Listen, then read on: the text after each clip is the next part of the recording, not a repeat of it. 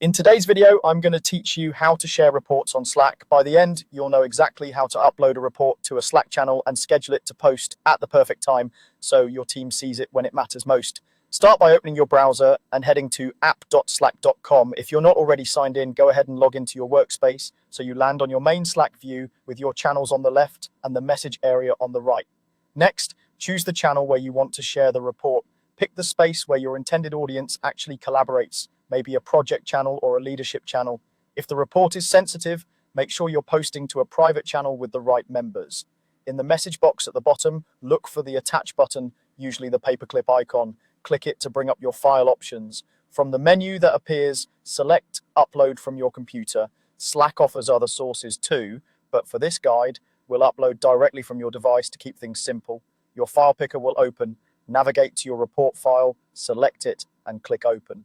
Slack supports common formats like PDFs, spreadsheets, and slide decks. If the file is large, give it a moment to upload and consider using clear, consistent file names so teammates can find it later. Before you send, add a concise message that explains what the report is and why it matters. Summarize key points or call out deadlines. If you need specific people to see it, you can mention them thoughtfully to avoid unnecessary noise.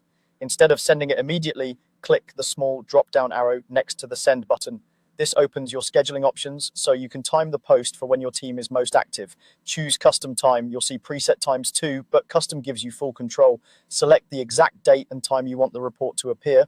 Double check the time zone shown in Slack so it lines up with your team's schedule. When everything looks right, click schedule message. Slack will confirm that your post is scheduled and your report will publish automatically at the time you picked.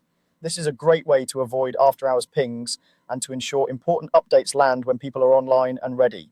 That's it. Open Slack, pick your channel, attach your report, add helpful context, set a custom time, and schedule.